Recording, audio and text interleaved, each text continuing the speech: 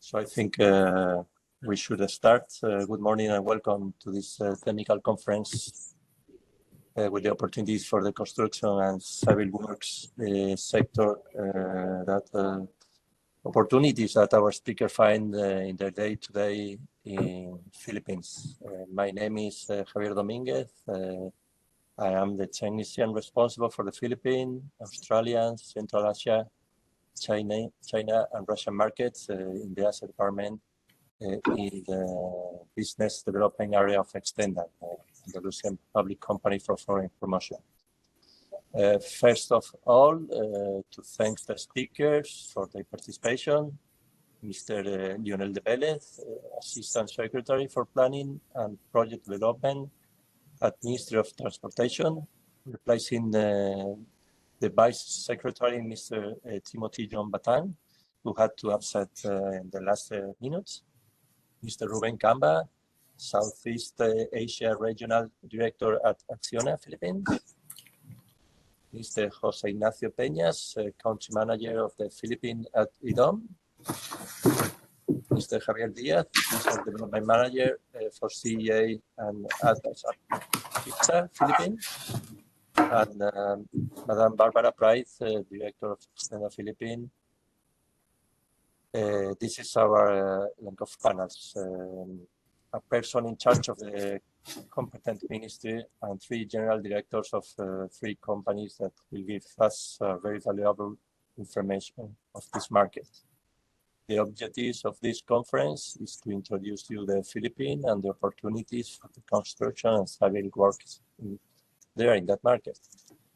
From Extenda, we plan to complement this day with the trade mission with the occasion of a field construct fair, which will take place at the beginning of November this year, 2023, and in which the call is open till the 30th May. I want to thank you again for the trust in Extenda by participating in the different events we carry out. And I remain at your disposal for any question you may have about this or any other activity you're doing.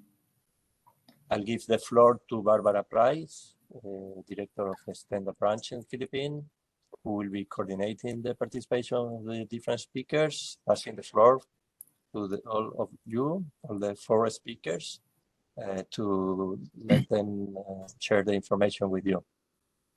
Thank you very much, Javier. Good afternoon, the ones in the Philippines. Good morning, Spain. Thank you for being with us today in this very special webinar session on construction and civil works opportunities in the Philippines. I am Bárbara APRAIZ, the Director of Extenda in the Philippines, and saying that, it's my pleasure to give the floor to the Assistant Secretary for Planning and Development, Mr. Lionel de Vélez. Thank you very much for being today with us. Hello.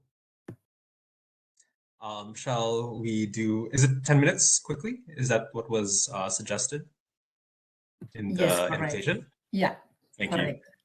You. Hello, everyone. I think we have representatives from Spain. Is that correct? So good morning. But here in the Philippines, it's the afternoon. So I'll quickly share my presentation, and then I'll quickly go through the opportunities that are available here in the Philippines. I think some of my fellow presenters will be speaking on more specific projects. Just to confirm, can everyone see my screen? Perfectly. Thank you. Awesome. Thank you.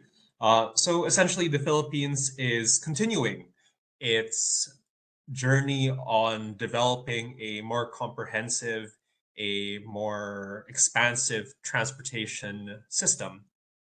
There is a big push to continuously invest in our infrastructure.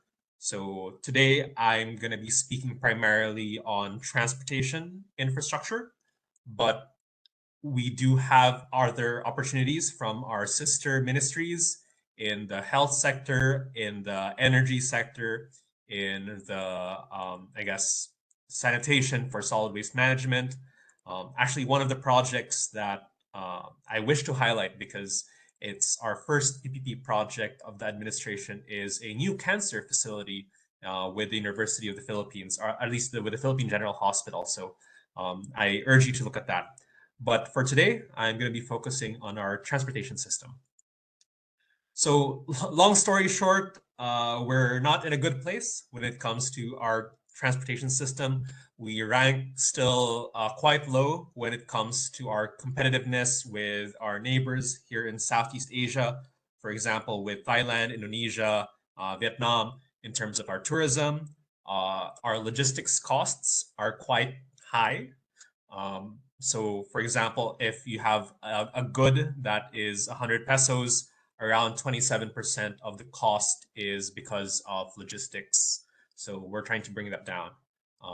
Other areas for improvement are obviously with our greenhouse gas emissions, shifting to more environmentally friendly transportation, mass transportation, decarbonization of some of our transportation systems.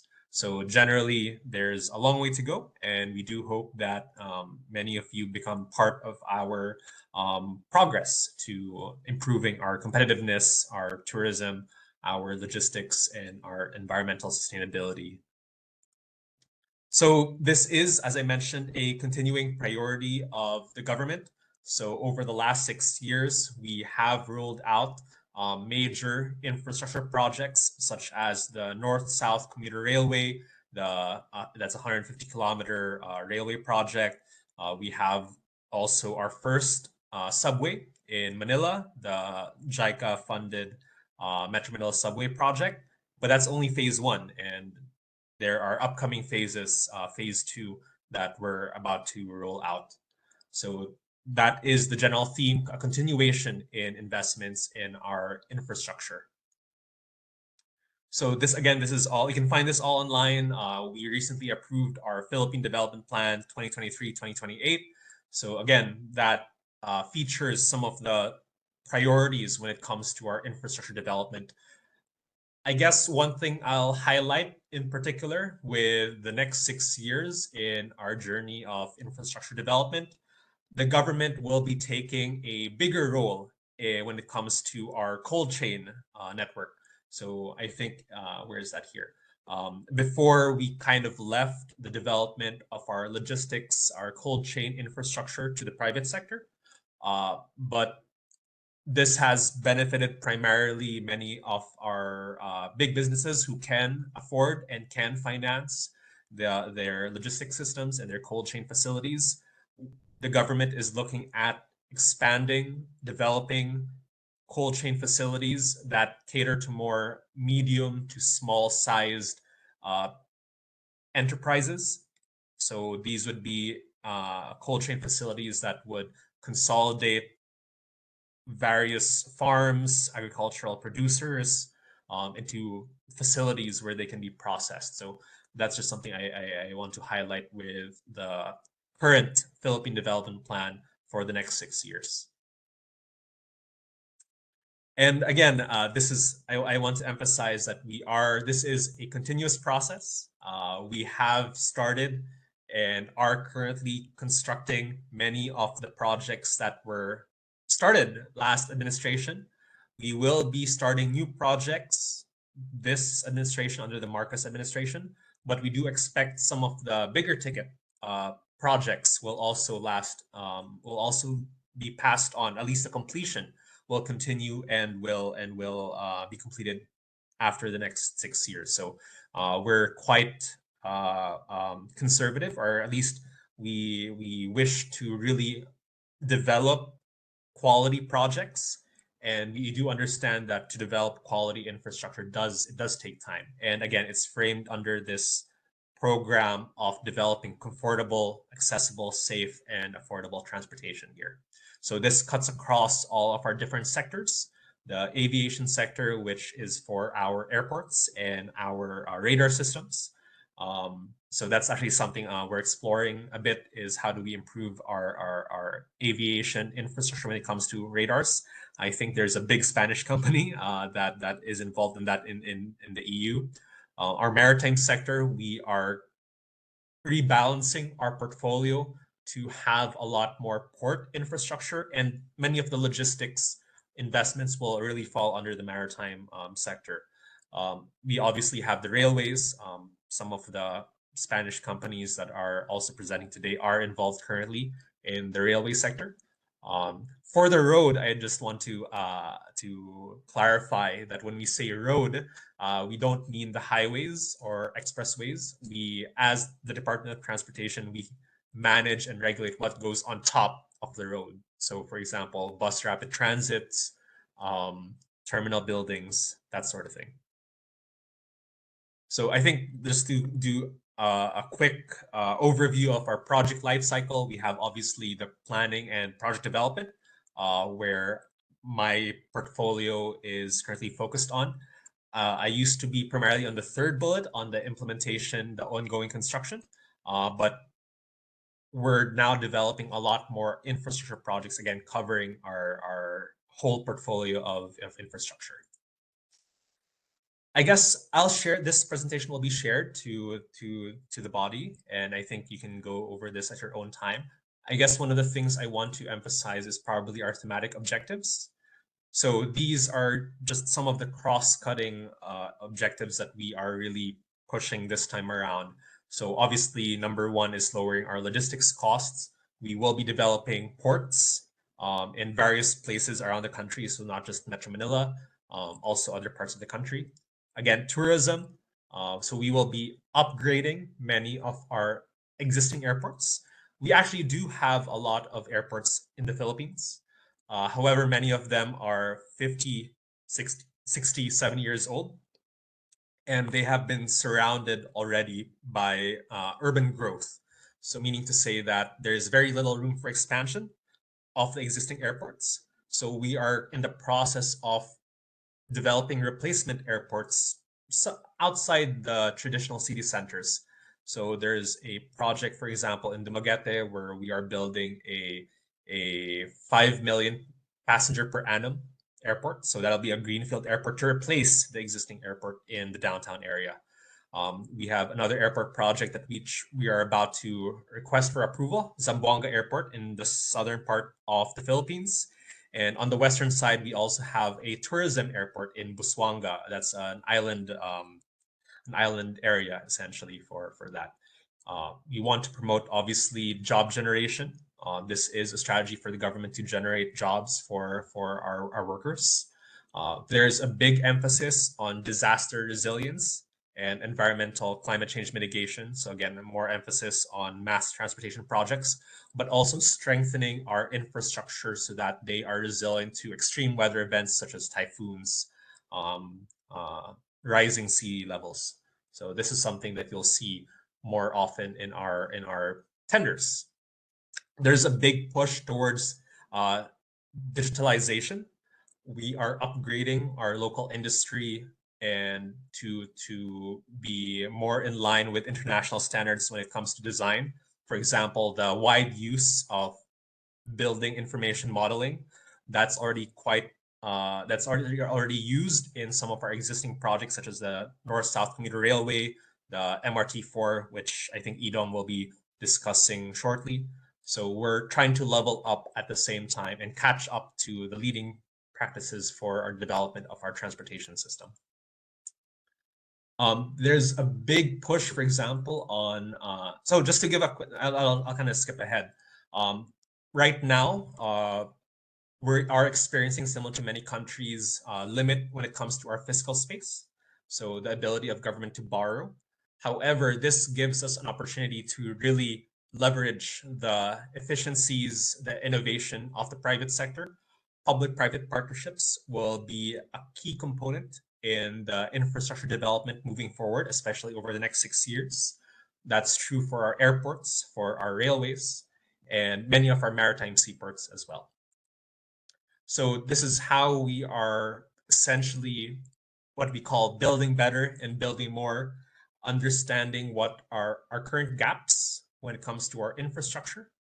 There's a lot, but essentially we do have previous master plans, and we're just dusting some of them off to understand what have we not done so that we don't have to reinvent the wheel all the time. Again, as I mentioned already, we're diversifying into different funding partners and moving more back into public-private partnerships. There's a big emphasis on the environmental, social, and governance aspects of project development. And we want to make sure that we're able to absorb many of the and learn during the course of our infrastructure development. So generally, this is the number of projects. Again, we'll be sharing these in a bit more detail.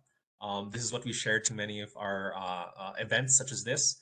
So actually, maybe if there's a question and answer portion later, I'd be very much happy to go into detail with some of the projects. Again, look for opportunities. There will be opportunities as well with working with some of our development partners, such as the Asian Development Bank, the Korean Exim Bank, AIIB. We're starting to engage the Asian Infrastructure Investment Bank, and we do think that there will be a lot of opportunities down the line for participation of Spanish firms. Again, diversification of our funding strategy. Let me see what else I can talk about. We will be doing a lot of feasibility studies as well over the next couple of, at least the next 2 to 3 years, as we ramp up some of the new projects. We are emphasizing a lot more on quality of our studies. I think in the industry, there's a saying, measure twice, cut once. We're applying the same principle with many of the upcoming projects that we will be undertaking. We want to make sure we have proper due diligence to make sure that at the construction side, at the design side, we have better visibility on the issues, concerns, or special considerations when it comes to the site. So again, measure twice, cut once. So we're just following the typical wisdom that is found in the industry.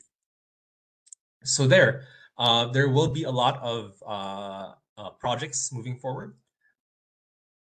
And again, a diverse set of bilateral and multilateral partners. And we do hope you engage with us through some of these partners. We do admit that no one partner, and this has been said by some of our development partners as well, that they cannot provide the financing for all the things that we want to undertake. So that's why we're really diversifying and broadening our funding base. So PPPs, talked about this. And yeah, I think I'll end it here. We're really trying to have an enabling environment. I think there was the recently passed Public Service Act, which opened up a lot more of our industries, a lot more of our sectors to international participation, foreign ownership. And we're working on many of our enabling laws, such as the revisions, the amendments to our PPP Act. And we do hope that you participate in many of these PPPs, especially with the potential private sector implementers. So with that, I'll leave it at that. Thank you so much for having us today. Thank you very much, Mr. Lionel de Velez. Very interesting presentation. As you have said, we will share this with the attendees later. And now is time for our next speaker, Mr. Ruben CAMBA, Southeast Asia Regional Director at Acciona and President of the Spanish Chamber of Commerce in the Philippines. Thank you, Ruben. Thank you, Bárbara. It's a pleasure to be here today.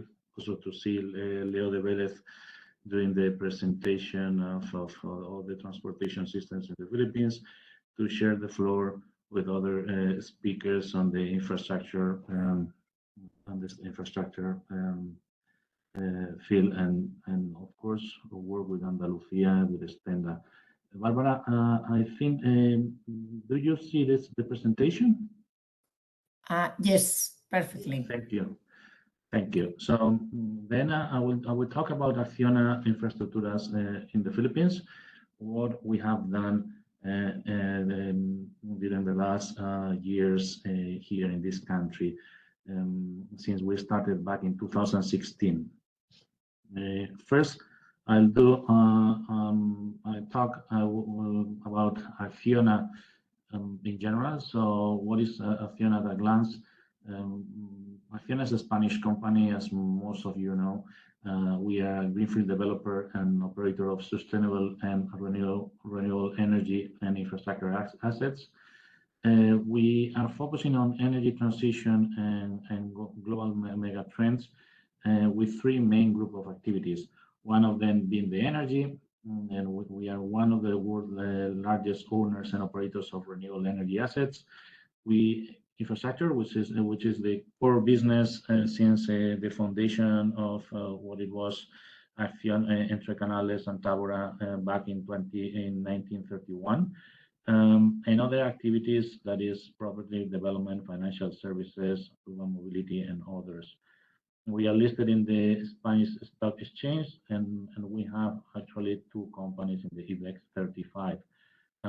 When we say it's family-owned company, majority owned by the family and with more than 100 years of history, global presence, and currently we are close to 50,000 employees around the globe. Some of our key achievements in sustainable solutions in all those countries, we are talking about producing large amounts of renewable energy. We have done more than 10 million square meters of housing, 6,000 kilometers of roads and major bridges, 600 major bridges, 3,000 kilometers of high-speed railway, and 85 water treatment plants. This is what we have been doing for the last years and gives you a little bit of a picture of what is Acciona. So renewable energy, social housing, roads, bridges, rail, and water.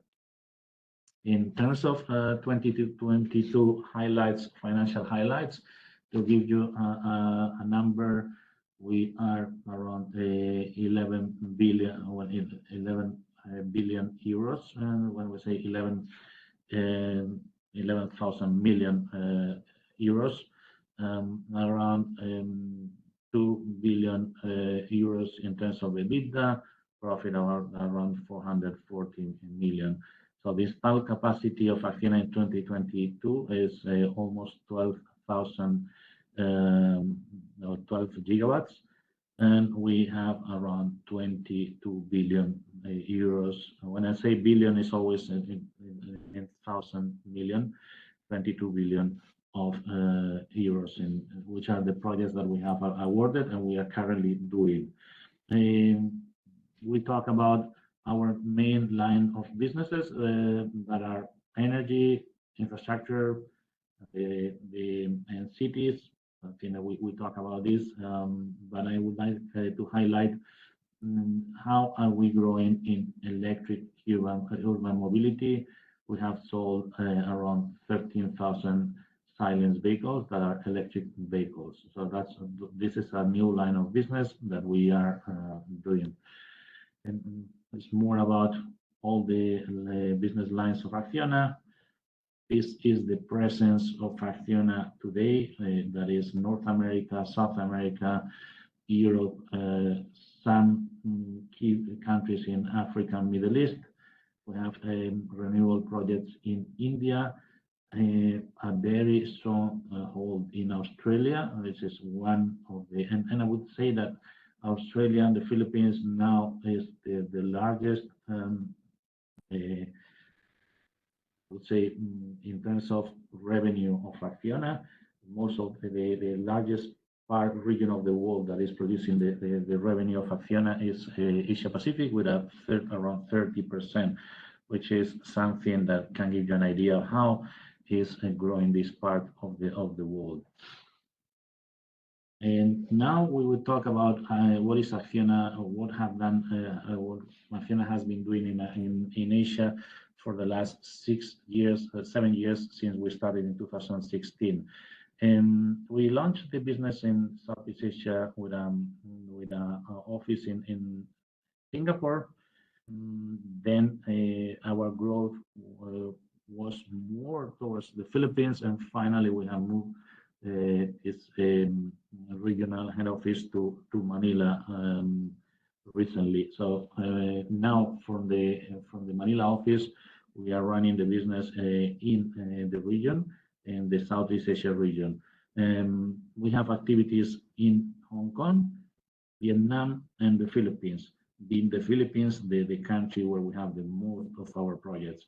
We were awarded our first project in the Philippines in 2016, drinking water treatment plant in Manila. We got another water plant similar, very similar to the first one in 2019. We will talk a little bit more about these projects that they have been awarded in the Philippines. Then one key project that is the Cebu-Cordova Bridge. I will show you a picture later, and 3 railway projects also in the Philippines. The project that we have in Hong Kong, just for, it's a desalination plant. It's the first desalination plant that is being built in Hong Kong and will be delivering water by the end of this year. And we have another wastewater treatment plant in Ho Chi Minh City, Vietnam. The total projects that value awarded is around 3,000 million euros in the last 7 years.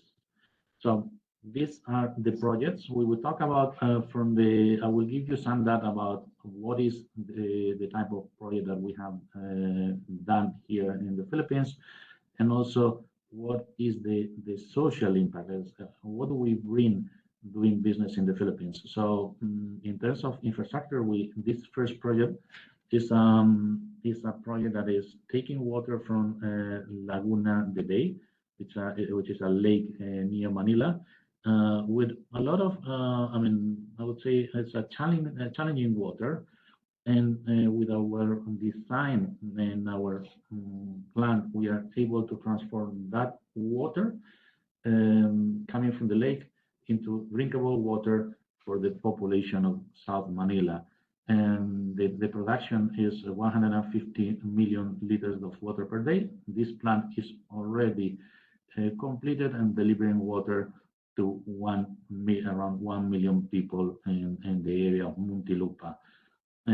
We got the water project of the year back in 2020. Our second water project is currently ongoing. And you see it's a massive project that will be delivering water at the end of this year. It's very similar to the first one. It's a design and build with operation and maintenance. This project is also 150 million liters per day and will serve water to another million people in the area of the south of Manila. So in total, both plants will be serving around 2 million people clean water. So with this, we are also achieving our sustainable development goals, clean water and climate action.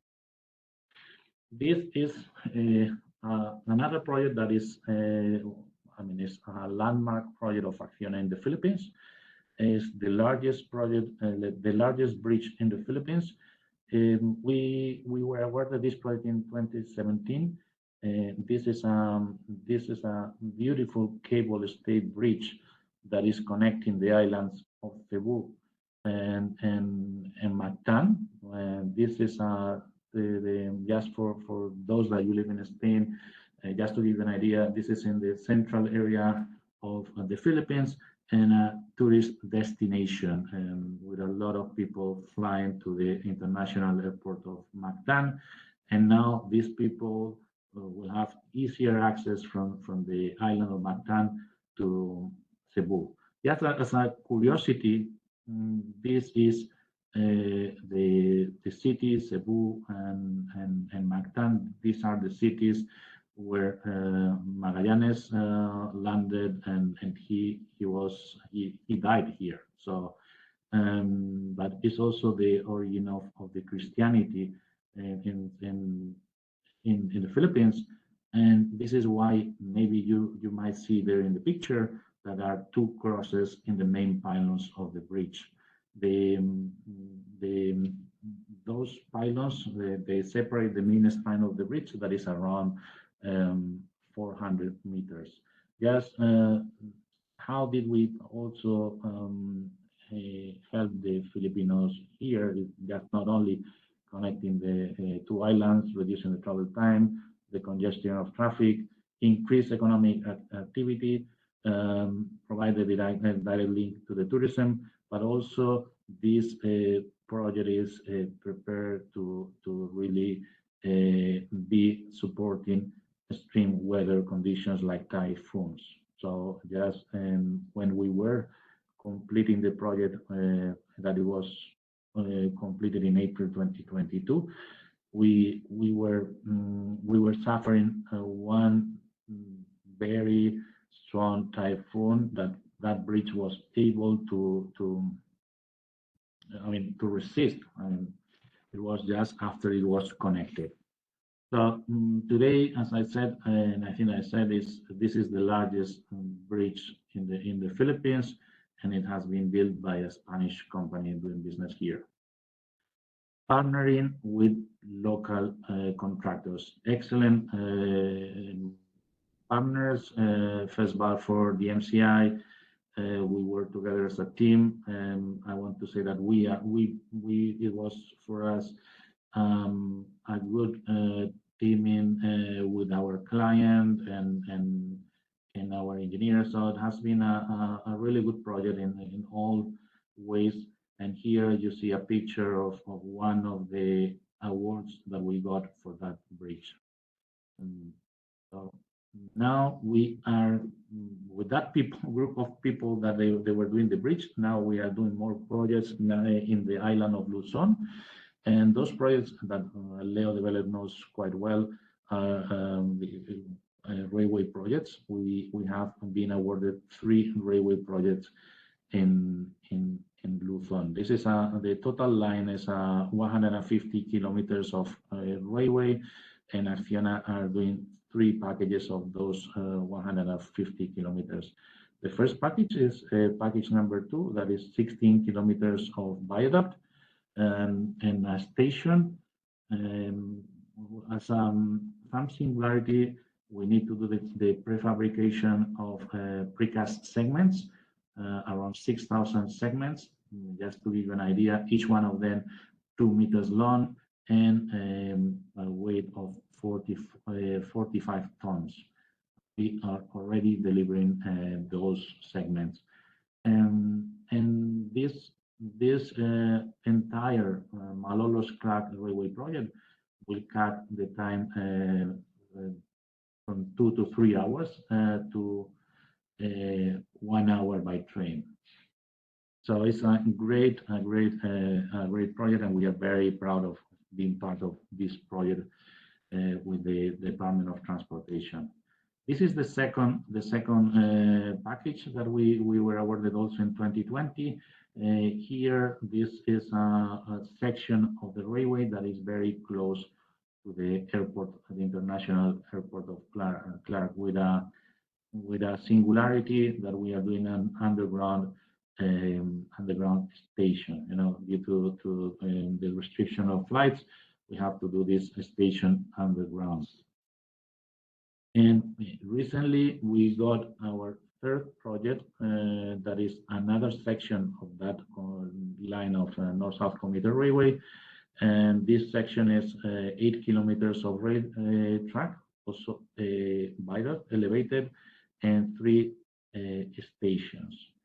So this project is about to start, but you see that it's going to be a beautiful project in Manila.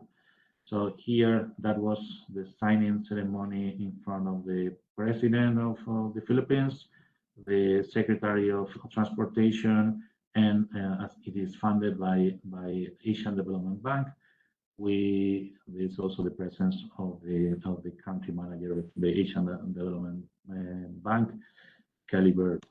And Acciona is doing projects in the Philippines, as you could see, water transportation projects. We have been, I think that we are employing around 5,000 people now in the Philippines through our projects.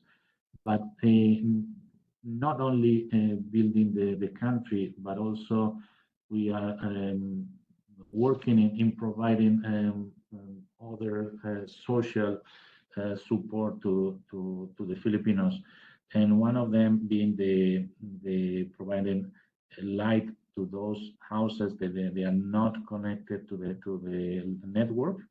We launched Acciona Foundation in the Philippines with our first pilot project in the island of Palawan, where we were providing light to 130 families, and those families, they are now already having that light that they didn't have.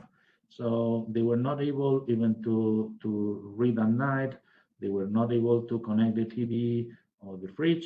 Now they can do it. So here you see a couple of pictures of those houses with light provided by Acciona Foundation. Today, as we speak, we are launching also the volunteering program with employees of Acciona doing volunteering work in the island of Palawan. So we accomplished this first pilot project in those communities. And these coming months, we will provide light to additional 1,200 households. And just to summarize the presence of Acciona in the Philippines, you can see there the projects. In total, we have 6 projects, 4 construction projects and 2 water projects. We are employing 5,000 people. We are serving water to 2 million people of Philippines and providing light to 1,500 households in the island of Palawan. So hopefully this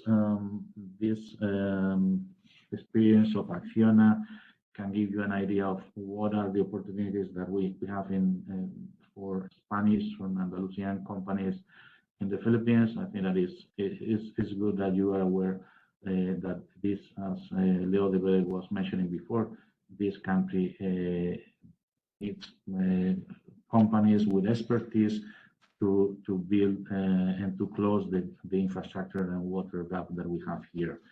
Thank you very much. Thank you very much, Ruben. Thank you for sharing with us this presentation. Now we know much more about the Acciona and about the projects in the Philippines and about the project of Acciona Foundation. Thank you very much. So our next speaker is Eneko Echaniz on behalf of José Ignacio PEÑAS, Country Manager of IDOM at the Philippines. Thank you, Eneko. Good morning and afternoon. I will share the screen. Just confirm that you can see it. Okay, thank you. Okay. Okay. So first of all, well, thank you for inviting us to this conference, and also apologies from José Ignacio. He had another appointment and he couldn't join the meeting. So as IDOM, we do have a big project for us here in the Philippines, and I will start speaking about the project, which is the MRT4 project, as Leo already spoke about it. So just a very brief explanation of what the project is about and the extension. So we were awarded with the design of the MRT4 line in Metro Manila. We are designing a line of almost 13 kilometers long with 10 stations, everything elevated, both the viaduct and the stations, affecting two regions, the National Capital Region, Metro Manila, and Rizal. So we are currently finalizing the preliminary design, and we are starting on the detailed design stage of the project, and it's going to be implemented by the DOTR. Also important to say, as Leo mentioned before. This project is going to be co-funded both with the ADB and the AAIB, the ASEAN Infrastructure Investment Bank. So it's one of those projects that they are going to start investing on. So some of the concept designs that we are considering for the city. So we are speaking about a urban environment, quite challenging environment to fit this kind of solutions, but we are designing it in a way that actually helps the mobility of the citizens. So these are different options of the stations we are thinking on, and also as an additional information about the metro itself, it's going to be if I'm not mistaken, the first fully automated metro system in Manila. So reaching up to 80 kilometers per hour and having a quite a round trip of 40 minutes between Taytay and EDSA, which is quite lower than what is achieved today by car. It will start with a 3-minute headway at the start of the operation, and we are expecting to reach up to 2 minutes headway depending on the demand. Okay, so basically, as mentioned before, the Philippines have quite a flagship projects already on the pipeline of lots of projects. We identified different areas that actually there will be projects on. So actually there will be railways project, metro lines and BRTs, airports, a lot of investment in ports on the logistic chain, also for mobility, roads and telecommunication. Also, some of other kind of those are mainly on transport and mobility, but it will also be additional projects for water resources. So I would like to have more projects done in Manila for these slides, but the MRT4 is kind of our first big project here in Manila. So I will try to explain our expertise on another worldwide references, but I would like to, on the next workshops, to actually have more projects to be developing in the Philippines. Okay, so one of our biggest projects on railways is the Rail Baltica. It's connecting the three Baltican countries, Estonia, Latvia, and Lithuania. It's almost 400 kilometers high-speed rail, and it will connect it with the European railway infrastructure. Actually, it's quite a big project with a lot of complex design and developed in BIM, so it's quite challenging. Another important project for railway was the section 1 of the Maya train in Mexico. So the total length of this section is 228 kilometers, and it's basically the executive project, which actually we were working with a Mexican company called DÍAZ for the high performance railway of the area. So this is part of different sections that are being developed, and this one is the first one. So it's actually quite a long railway project. Other project in South America, it's the Central Railway going from Montevideo to Paso de Toros in Uruguay. So actually also a quite long railway project covering 270 kilometers. And it's improvement of existing track with 17 crossing stations and quite a big load axle trains. And also it has been fully developed in a BIM environment. So those are for trains or conventional railways. If we focus on metro lines, apart from the Manila Line 4, we did the design of the Metrolink in Ireland. It's the first, Dublin's first underground line. So it's actually almost 20 kilometers long with 16 stations, fully developed in BIM. As you can see on the image, actually the complexity of the stations is quite high, and it's going to be running on a CBTC, reaching up to 90 seconds headway. Another big project, this is the Line 3 of Riyadh Metro, Saudi Arabia. It's a quite long metro line, almost 42 kilometers long, with 11 of those being underground. So it's actually also automatic, fully automatic. It's a GOA 4, and it covers up to 20 stations. This is a very challenging, has been very challenging project for us. Okay, and moving on lighter transport systems. For the light rail, we have the extension of the Line 1 of Constantine in Algeria. So that is our work was part of the design and the construction supervision of two segments of that station. So the first one covering almost 10 kilometers with 11 stops, and the second one covering 8 kilometers and 4 stops connecting to the airport.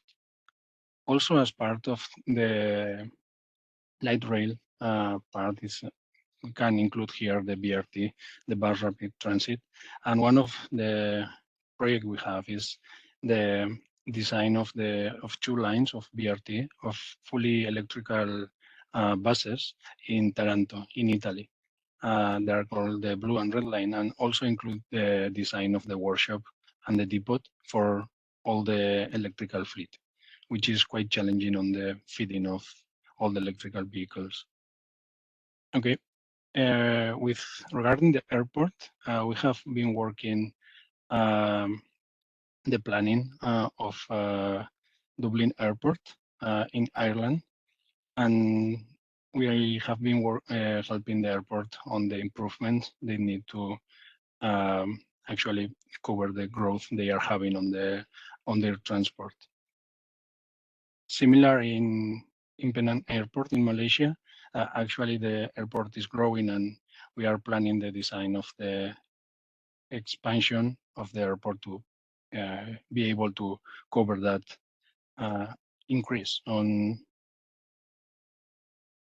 passengers. Okay, and another kind of different approach, but it's kind of an innovative approach, is that Idom has been working in different vertical airports typology. It's called Vertiport, and it's mainly focused for drones and vertical taxis. So it's actually quite a different approach on air mobility that it may or maybe not be part of the future. If we speak about ports, we've been doing the evaluation of the resilient investment in ports in South America. So we've been studying the investment prioritization for the ports to actually integrate and to climate aspects of the ports. Also, we've been working with ports in Spain. For example, in Valencia, Port of Valencia will be developing all the improvements of the paving solution for the port and the connection with other infrastructure, and also the developments of new buildings. So this project also include the construction management of those new buildings. And additionally, also with a different approach, not on the design of elements, but it's more like a IT solution for ports. A virtual control center was developed for the port of Algeciras. It's actually the design and execution of an integrated control system. So using 3Ds and a 3D environment actually can allow the port to control 4 ports in total. So it's kind of the whole bay to be controlled by this system. Okay, speaking about mobility, we've been working in different countries on implementing their mobility system, their road network, their transport network. So one of those is Marrakesh in Morocco. So we study the restructuring of the public transport network for the whole Grand Marrakesh area. And we've been proposing different alternatives with a multi-criteria analysis of different options of improving this the transport system of this whole area, which is a quite big metropolitan area. Also, we work on the Sustainable Metropolitan Mobility Plan of Valencia, of the area of Valencia, of the metropolitan area, focusing the developments and all the improvement on transport to sustainable mobility, especially focusing on public transport and active mobility like walking or cycling. It's actually quite improvement for the cities. Okay, and for speaking about roads, different road design we have been doing. One of the, well, because of the iconic structure is that you can see on the screen, is the Abubakar Al-Sikid high capacity urban road. It's actually a road bridge, and it's from Saudi Arabia, and we designed from the conceptual part until the constructive design, and given the supervision during construction. And this is kind of the one of the iconic design we have in this city, the wave bridge. Okay, and another road projects. Actually, it's going to be a quite challenging design of the bridges itself, is the Jimbali Larsi High Mountain Highway because of the altitude and the difficulty of the terrain. So it's in Georgia, and we will be developing the detailed engineering of the north-south corridor of the project. So actually it's a 22.8 kilometer road section. Okay, and part of the IT developments mainly focused on transport or road transport. Mainly, it's the projects focused on toll collection systems. So this is one of the examples we have.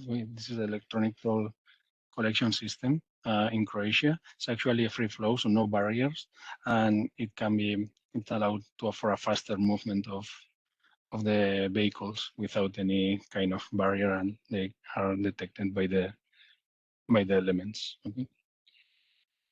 Similar approach in Ethiopia, the ITS intelligent transport system for the highways. So in this case is developing the ITS architecture first, and then connecting different highways in order to make them work together with the same ITS solution in order to allow that proper toll charging system.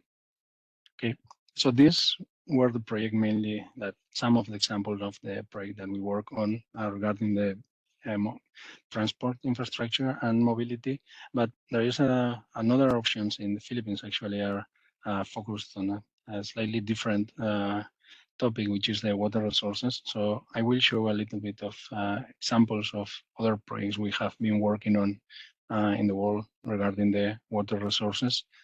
So one of these is the reuse of wastewater in Jubail in Saudi Arabia. So this was based on developing a master plan for recycling all the water actually they create on the industrial city.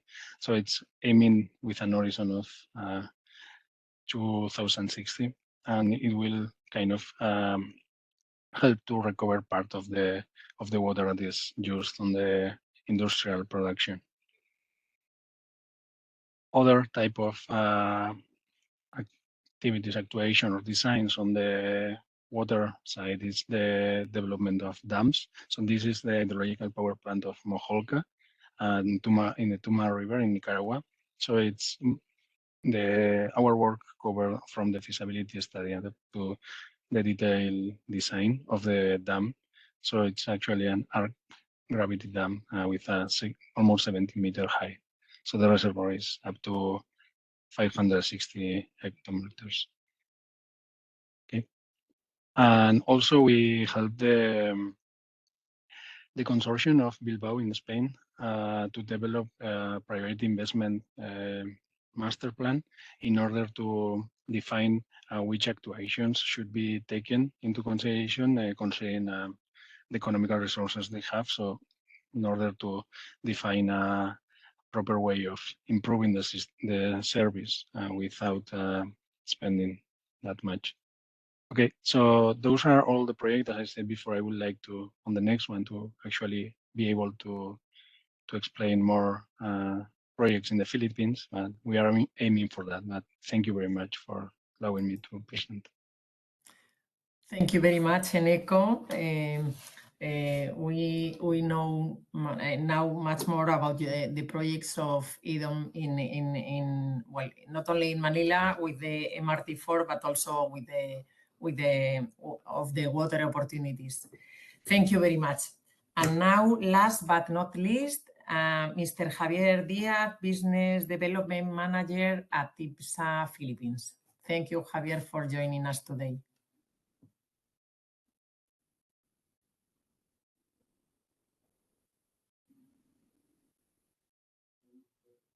Javier, you are mute, I think.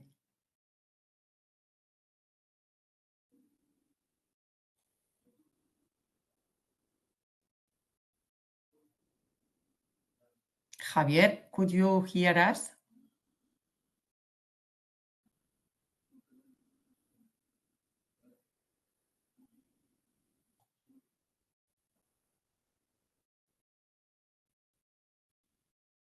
Hello, Javier. Yes, may have a problem here. 1 second. Yeah. Okay. Okay. Perfect. Can you hear me now? Yeah. Sí, perfecto. Hello. Perfecto. So yes, I just saw also share the presentation with you guys. Can you see it? Very good. Thank you. Okay, perfect. So good afternoon, everyone. And I would like to appreciate the invitation to talk to Extenda about the opportunities of civil works and engineering in the Philippines. I have to disclose that prior to joining TIPSA, I was working with Provial, a very known company from civil in Sydney. So I've been working sometimes with Extenda, and I am very happy with your services. So first of all, I will start with an introduction of TIPSA as a company, and then I will be focusing in the projects that we have in Southeast Asia. And lastly, I will talk about specific opportunities in the energy sector in the Philippines. Okay, so TIPSA is an engineering consultancy firm. We are around 3,500 professionals. We are 100% employee-owned, so that gives us complete independency. And we have a multidisciplinary approach. We focus on sustainable development, and we are in the top 50 in the world in terms of engineering services according to the Engineering News ranking. Okay, so what we do almost we touch almost all the sectors. Okay, so our main specialty is transport, in which we do airports, ports, railway systems, and it's almost of our revenue. Okay, we also work quite extensively in water and energy, and also general buildings. Okay, so some of the projects, some of the offices that we have around the world, we are present in more than 60 countries, and our revenue for Asia Pacific is around 9%. It's have to say that is the most rapidly growing section or territorial division within TIPSA. Okay, and what are some projects that we have done? Some of the most famous projects we have done is the Madrid M30 tunnels, the high-speed railway HS2 in United Kingdom. We have also participated in metros like the Stockholm Metro, in international airports like the Lahore one or Barcelona. We also been involved involved in the Real Madrid stadium refurbishment, and we also do solar and wind projects. Okay, focusing more in the Asia Pacific region. So we have very strong offices in India and Bangladesh, and we have also a representative office in Manila. In the Pacific region, so to speak, with Australia, we are also working there quite extensively. In Asia Pacific, we have very big contracts like in India and Bangladesh, this Transport Master Plan in Bangladesh that the Philippines is also looking to replicate, as maybe you could have seen in Mr. Vélez's presentation. Okay, we are also working in Metro in Dhaka. We're working in some PMCs in India. In Southeast Asia, we were working in Malaysia in the high-speed rail between Kuala Lumpur and Singapore, advising the government in relaunching that project. We have been also working in Metro in Singapore, in high-speed rail in Thailand, and in Vietnam, wind and solar energy, and specifically in Philippines, we are working in onshore and offshore wind projects. These are for Filipino clients. These Filipino clients are conglomerates that have a lot of capabilities, and this is quite interesting to work with them. Okay, and in Australia we have a very big design and build projects mainly, and some of them are with our partners from Acciona. Okay, so this is more or less what the TIPS has been doing in the area, and now what I want to focus is in specific opportunities that you can tap paper. Okay, so I was going to talk about offshore energy projects. Okay, so offshore energy. Why offshore energy? Because in this stage we are arriving early to the opportunity, and that's something that's very important for a newcomer like the companies that are listening to this webinar. Okay, so all of this information that I'm going to share is based in some study that was released by the World Bank, and I can give you the link to it if you want. But mainly, we are going to talk about broad figures, and we are going to see what the opportunity is and what are the kind of companies that can take advantage of these opportunities, right? So in a high growth scenario for the offshore wind energy in the Philippines, we are saying that by 2050, almost 25% of the electricity generated by Philippines will be through offshore wind energy. Okay, another very positive outlook that we are having is that the Department of Energy, the agency that is in charge of developing this project, is working very positively and working hard towards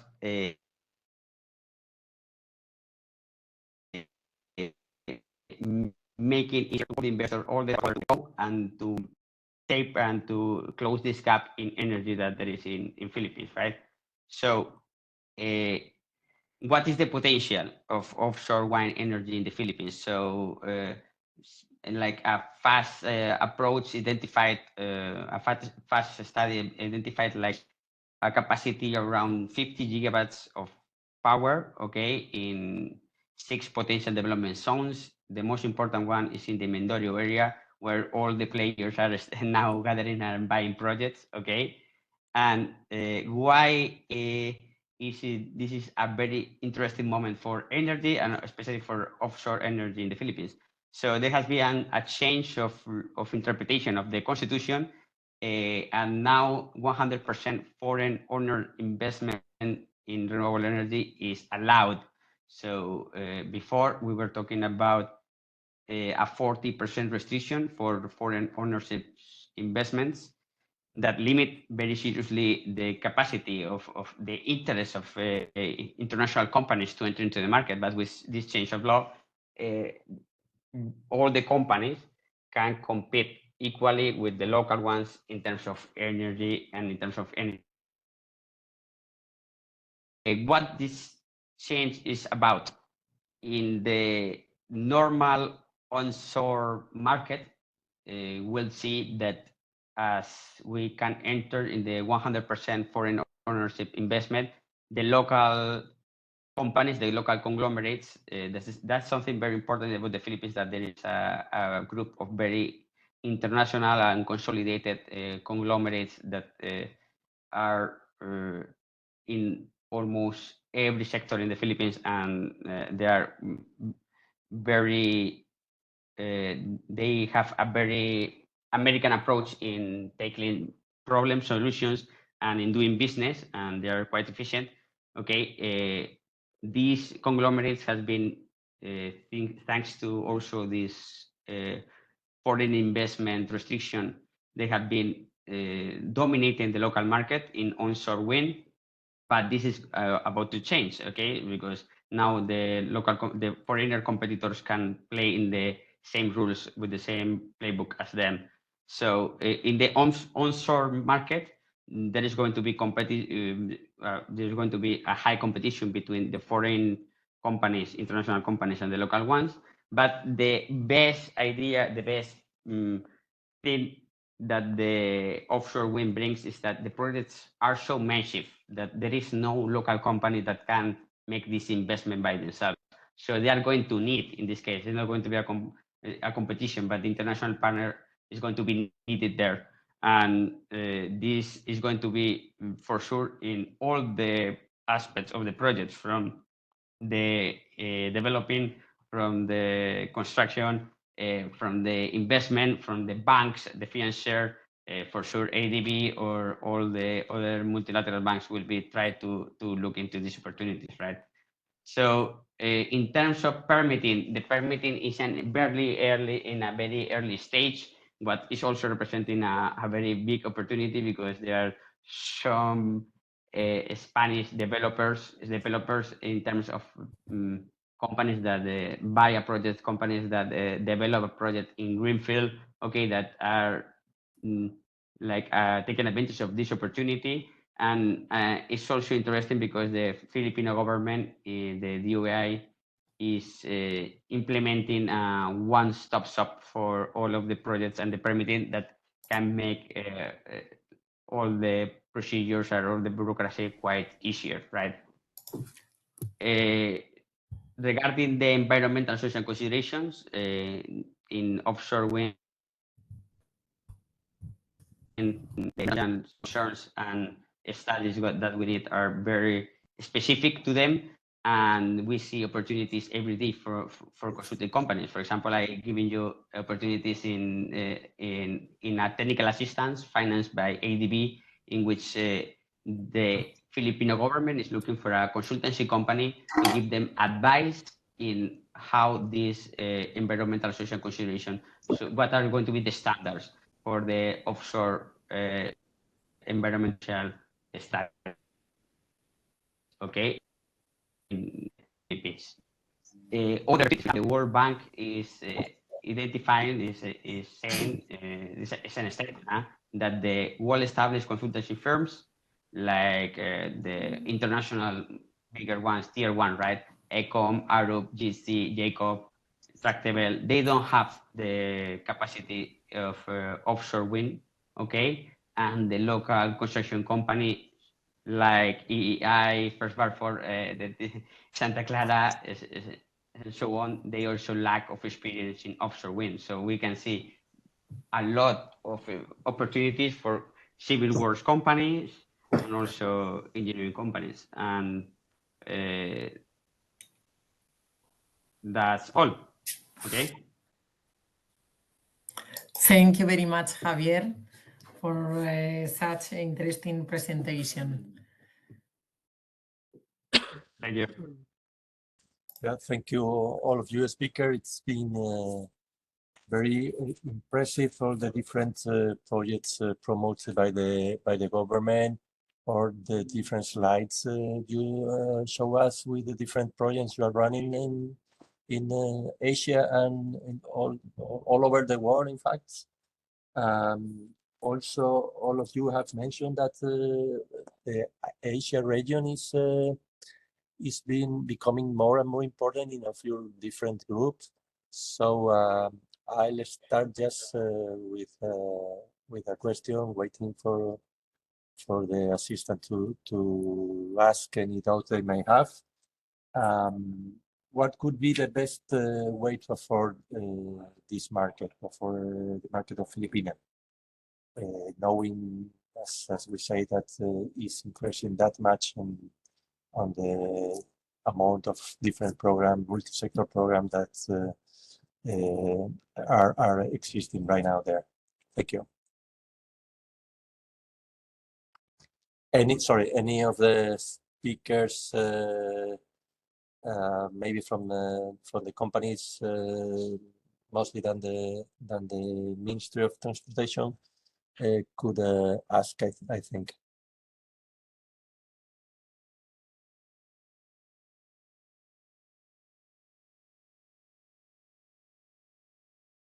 Yeah, Mr. De Velez, you're hanging the hand. Yep. Hello. I think from our perspective, what would the best way to participate is just to participate. I think our current contracted parties just bid. It was their first time in the Philippines working with the government, both for the North-South Commuter Railway and then for MRT4. So the best way, I think, to participate is just to participate, bid with the ADB projects, bid with the AIB projects, even the Japanese ones.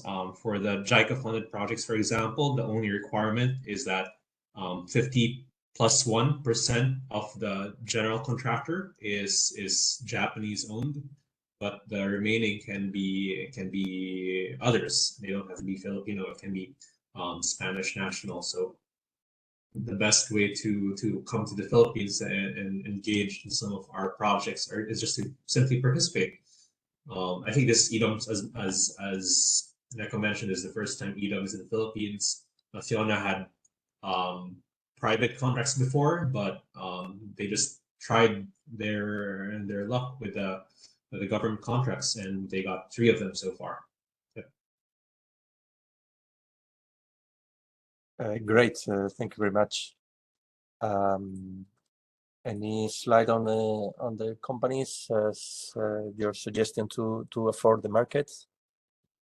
Eneco, Ruben, Javier. So I mean, I subscribe what I'm Ruben here. I subscribe what Leo de Velez is mentioning. I think that major projects here are funded by ADB, so we should be following ADB websites and then communications from the Asian Development Bank. They offer a lot of opportunities, not only in the Philippines, but also in other Asian countries. So I think it's a very good source of information. With that, as companies, we should be first trying to understand what are the requirements that we need to meet. It's important. My recommendation, as I mentioned during our presentation, is that in working in the Philippines and working in any other country, I would say, it's always important that you have a good local partner. So yes, it's a general recommendation. And the other source of information could be as well JICA projects. For that, you need a Japanese partner. So basically, it's just reinforce the message of ASEC developed.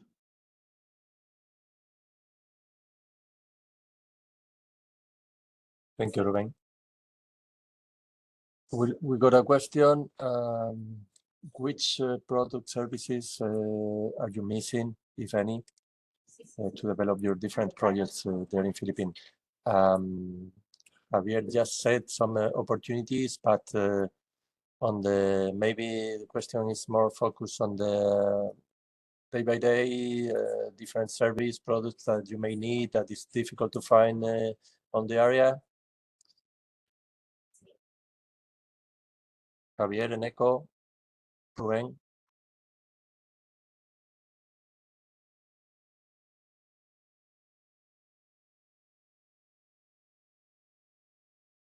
Yeah, look, I mean, this is, I understand that it's more about design.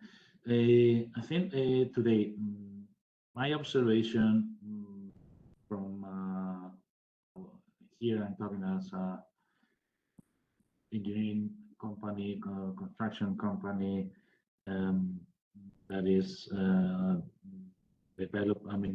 participating in mega projects in the Philippines, is that the government is launching a massive program. I mean, the government has already launched, as we could see in the presentation of the Department of Transportation, with the previous administration, a massive investment in infrastructure. So what we see are massive projects that are being developed in the country first ever, so never done before, and they're happening many mega projects at the same time. Okay, we are talking about 150 kilometers of railway with the North-South Commuter Railway. We see the Metro Manila subway. We see the future BATAN Cavite or MRT4 that IDOM is now designing. We are talking about billions and billions of euros of investment. So in a country that was not used to have that such massive investment in infra, therefore there are not so many. I mean, we need skills, construction skills, every type. I mean, in terms of engineers, familiar with the civil construction, civil design, railway transportation. I think that what we need is resources for all these mega projects. Yeah, I think when we talk about this thing with other companies, we say that yes, the Philippines is now bringing new engineers to the market, young engineers, but we need also these middle managers with more experience to really work with such a demand for construction and design services. That's maybe my take here. I think I agree with Ruben. I think we are having sometimes trouble to find engineers for the project. And also in my case, it's something that I missed. I think it's because we came from Spain, most of us, and where we are quite kind of standardized. Everything is very standardized. We have a standard for everything, and that doesn't happen here that much. So most of the time we have to develop solution based on different approach. Or we are allowed to use international standards, but we don't have that clear of a standard frame that we can have in Spain, for example. Sometimes it's a little bit more difficult to justify solutions we are kind of comfortable with, but because we base it in a Spanish standard that has to be developed here. So it's also checking other projects, what it has been done on the country before, and it's kind of a different approach. That's something sometimes is challenging. Yeah, and adding into that, for sure, as Ruben was mentioning, the infrastructure pipeline is huge. All the investments are huge, billions and billions of dollars. But at the same time, the projects are also very challenging. We are saying that they are doing projects that are not been done in the Philippines before. We are seeing subways, tunnels that first time they're doing a tunnel in the Philippines, BATAN Cavite bridge that consists in a 30-kilometer viaduct with a 600 span meter bridge and another 800 span meters bridge. So we are talking about state-of-the-art projects around the world. So there are not so many companies that have all of these capabilities. And so you are having both sides, no, of the demand. You need very specialized people that are only available internationally, and a few they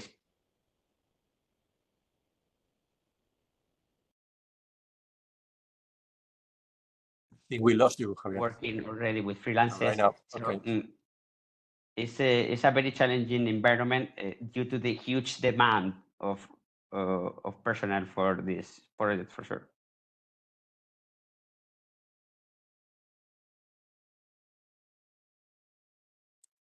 Well, thank you very much. We have no more questions about the chat. I think you give a round about the market, about the different projects, about the opportunities very clear.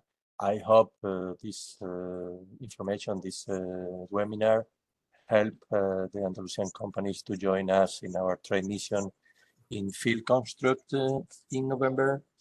And we made a big group of very interesting companies and can join you there in Philippines. Thank you very much, all of you. Thank you very much, Mr. Leonil de Velez, for having you and give us some such a good information about the different projects and way to get there. To Mr. CAMBA, Mr. DÍAZ, and Eneco.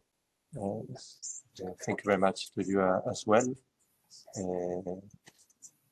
I think you're doing a very good job. You are helping a lot of companies, smaller companies, to get to different markets with your different projects. So congratulations and thank you very much for joining us here. Bárbara, Paola, I don't know if you want to finish with some things, some questions. Nothing from my end. Thank you very much.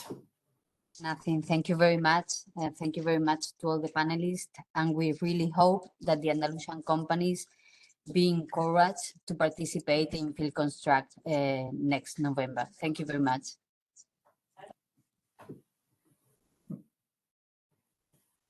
Bye. Bye-bye. Thank you so much. Bye.